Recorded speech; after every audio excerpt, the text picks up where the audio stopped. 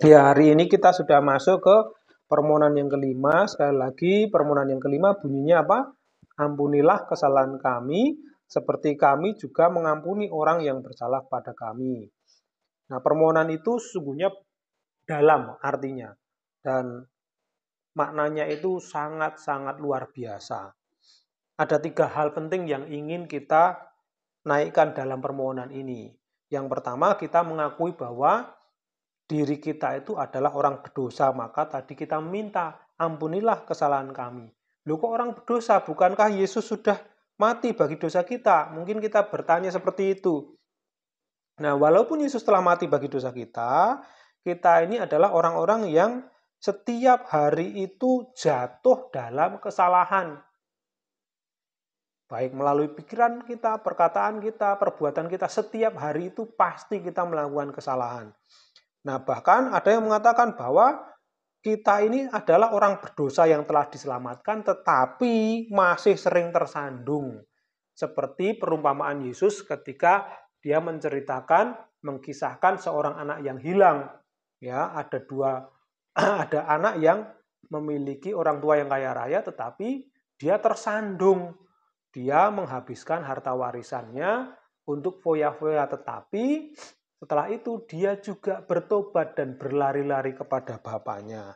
Nah, sama seperti anak yang hilang tadi, kita itu juga seharusnya setiap hari terus berlari kembali kepada Tuhan Yesus memohon pengampunannya dan bersandar kepada janji Tuhan bahwa di dalam Kristus setiap dosa kita telah diampuni. Jadi itulah sebabnya kenapa kita meminta ampunilah kami, ya ampunilah kesalahan kami. Karena kita setiap hari selalu berbuat dosa dan kita percaya Tuhan telah mengampuni dosa-dosa kita.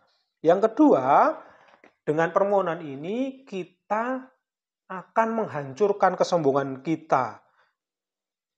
Kita tahu bahwa seringkali dosa itu membuat kita itu menjadi orang yang sombong di dalam hati kita.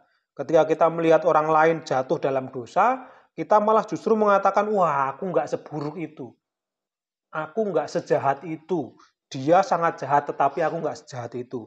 Namun sesungguhnya ketika kita berdoa memohon pengampunan, kita diingatkan bahwa di hadapan Tuhan itu kita itu tidak lebih baik dari mereka. Atau sebaliknya, tidak ada yang lebih baik atau lebih buruk. Semua orang itu sama saja.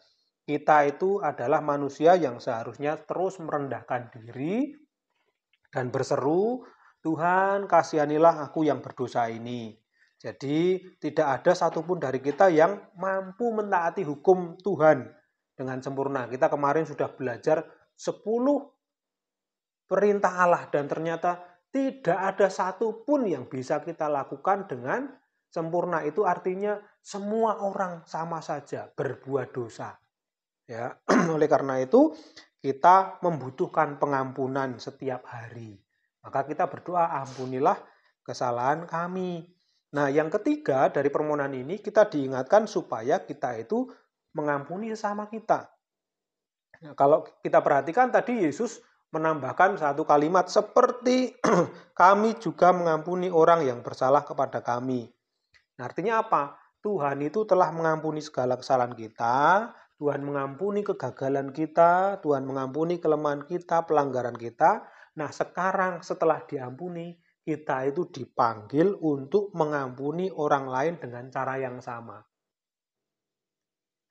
Jika kita menolak untuk mengampuni, bagaimana kita bisa meminta Tuhan untuk mengampuni kita? Ya, ini bukan syarat, tapi bagaimana kita bisa memohon Tuhan untuk mengampuni kita kalau kita tidak mengampuni orang lain.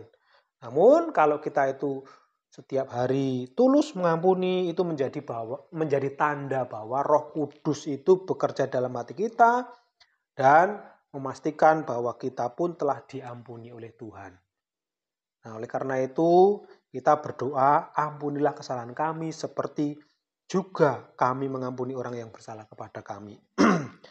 Nah, doa ini mengajarkan kita tentang anugerah Tuhan yang begitu besar. Kita tidak hanya diingatkan akan kasih dan pengampunannya, tetapi kita juga dipanggil untuk hidup sesuai dengan kasih yang Tuhan berikan tadi, yaitu mengampuni seperti kita telah diampuni. Oleh karena itu, marilah kita datang kepada Tuhan dengan hati yang penuh kerendahan hati, dengan hati yang mau mengampuni, dan kita memohon pengampunan, dan di saat yang sama kita juga memberikan pengampunan kepada orang lain. Sebesar apapun kesalahan mereka, sama seperti kita juga sudah diampuni oleh Tuhan. Dosa kita yang besar pun sudah diampuni oleh Tuhan. Sebab dengan demikian, kita hidup di dalam kebenaran Injil dan mengalami sukacita sejati di dalam Kristus. Amin. Mari kita berdoa. Tuhan, kami bersyukur karena kami diingatkan bahwa Engkau sudah mengampuni kesalahan-kesalahan kami. Namun sebagai orang-orang yang masih hidup di dunia yang penuh dosa ini, kami terus-menerus tersandung. Oleh karena itu Tuhan, kami memohon pengampunan terus-menerus daripada-Mu. Biarlah kami juga menyatakan pengampunan sebagai bentuk ucapan syukur atas pengampunan yang Kau berikan kepada kami. Biarlah hidup kami seterusnya adalah hidup yang terus mensyukuri bahwa kami adalah orang yang sudah diampuni. Terpujilah nama-Mu ya Tuhan, dalam nama Tuhan Yesus kami berdoa. Amin.